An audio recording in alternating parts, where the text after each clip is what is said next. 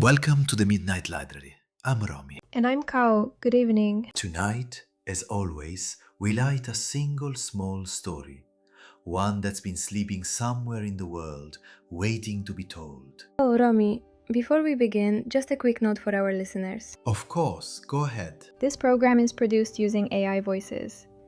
Romy's voice is a clone of a real person's voice, and mine is AI as well.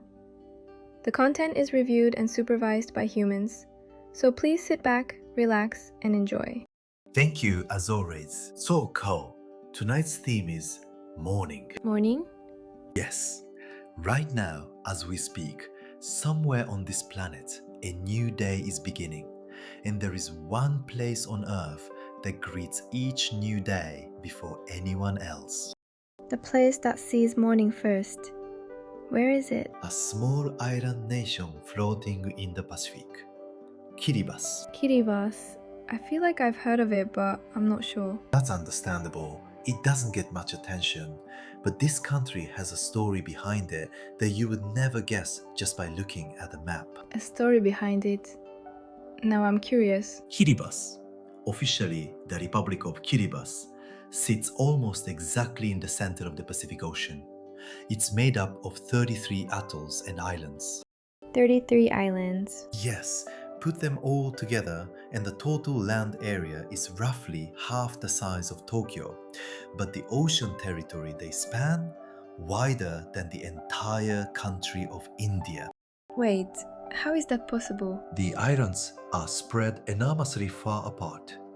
The distance from the easternmost island to the westernmost is roughly the same as the distance from Japan to Hawaii.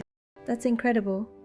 So how exactly does that make them the first to greet the morning? This is where it gets fascinating. You may have heard of the International Date Line. Yes, it's the boundary where the date changes, right? Exactly. Now, originally, the islands of Kiribati were split by that line, some on the east side, some on the west, which meant that within the same country, the date was different depending on which island you were on. The same country, but a different date? That's right. On the western islands, it might be Monday, while on the eastern islands, it was still Sunday. That does sound incredibly inconvenient. Inconvenient doesn't even cover it. Trade contracts, national holidays, everything became a mess.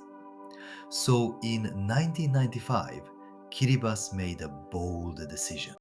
What kind of decision? They moved the international date line.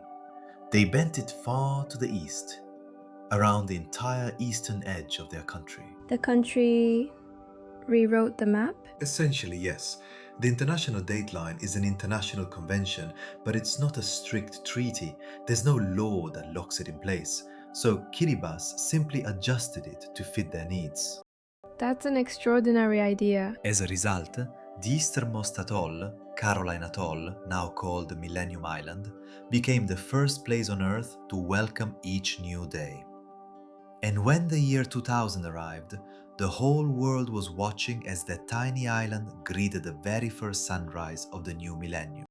So Kiribati was the first place on Earth to ring in the year 2000. Exactly right. And Kiribati made the most of it.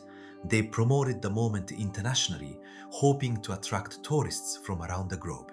But Kao, there's another side to this story. What do you mean? Kiribati is now facing an existential threat from rising sea levels caused by climate change.